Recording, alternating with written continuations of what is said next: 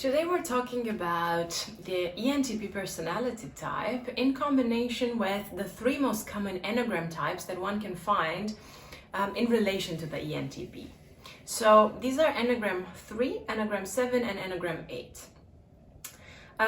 Basically, as I said in my previous videos, it's possible for any MBTI type to have any Enneagram type. Some of the combinations are much more common. Like for example, type 7 ENTP is something that you will find very easily in the population, but an Enneagram 4 ENTP is much rarer, but nonetheless it's still possible, okay?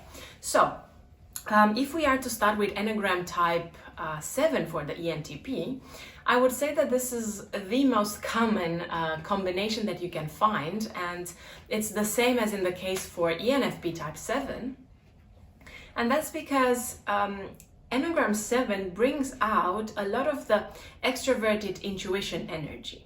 People who have an Enneagram 7 are much more interested in exploration. They like trying out new things. They like going to places, meeting new people.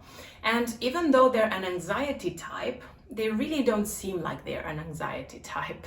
And that's because of their happy-go-lucky, very friendly energy, this very powerful, colorful personality that kind of inspires everyone to really enjoy being in chaotic situations, exploring, trying out new things, traveling, and they really hide this fear of missing out.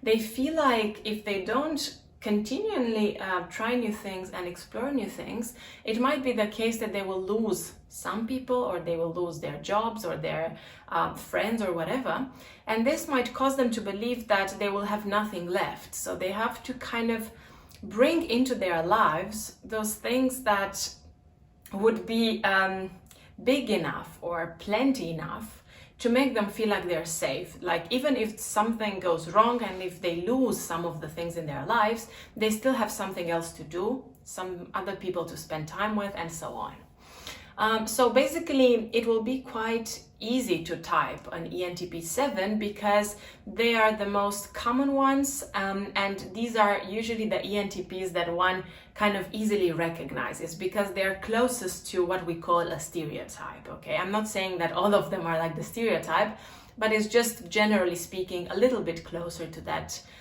general ENTP characteristic. Now, if we move to ENTP Enneagram 8, we will see that things here start to look a little bit different. Even though there's quite a lot of ENTPs that are also Enneagram 8, they will appear to be much more in charge and domineering than other ENTPs. Even though ENTP is not an in charge or control type, they might look like it because of what their Enneagram 8 is kind of calling them and pushing them to do. So sometimes they might be mistyped as ENTJs, ESTJs, or even ESTPs because they seem like they have it all together, which is something that a lot of people don't often notice in the characteristic stereotypical ENTP.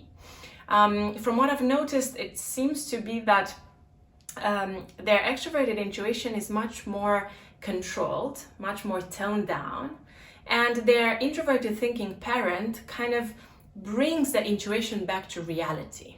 And this is why the ENTP 8 appears to be a little bit more, let's say, difficult to type in that respect. And they will kind of appear to others as if they don't have this energy that wants to start new projects, start new things, which is quite characteristic of ENTPs.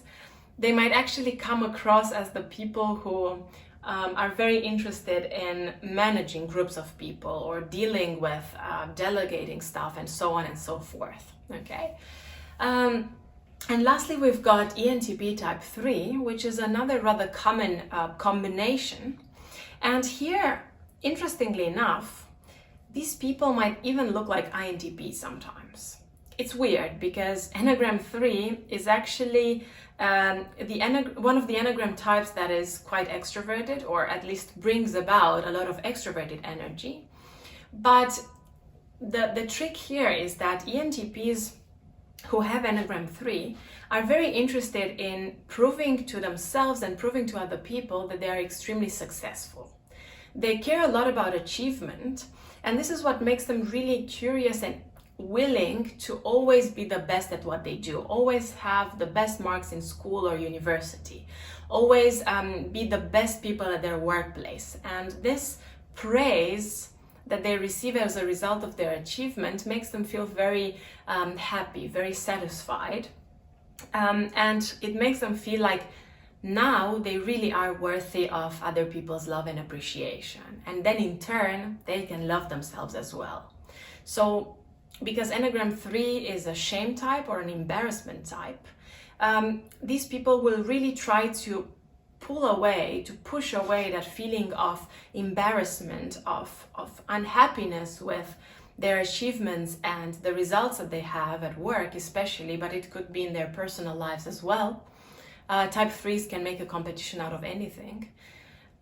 And they will really try to prove to themselves that they really don't need to feel that horrible shame feeling that makes them feel like nothing is worth and they don't deserve to receive other people's love, other people's appreciation, other people's respect, and so on. In contrast with an Enneagram 5 who will really be just interested in proving to themselves that they are knowledgeable, Enneagram 3 will really want other people to see that. Other people to say, look, it's that guy who's extremely good at doing that. That person who's the best athlete. That person who's the best, software developer in the company. And they want others to recognize that. And this is how they really feel good about themselves. So that's why sometimes they might look like INTPs because of the introverted thinking that they use to pull themselves further towards their achievements and their goals. So yeah, these are basically the 3 most common Enneagram types for ENTP.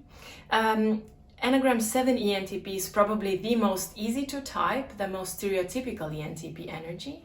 Enneagram 8 can lead to control type mistypes like ESTP, ENTJ, or ESTJ. Whereas ENTP 3 can sometimes look like an INTP. So thank you guys, thank you a lot for watching this video. Share your comments below and tell me what kind of ENTPs you've met before and what you've noticed. And feel free to ask me any other questions. If you enjoyed this video, please don't forget to like and subscribe, and see you next week with another video on MBTI and Enneagram type combinations.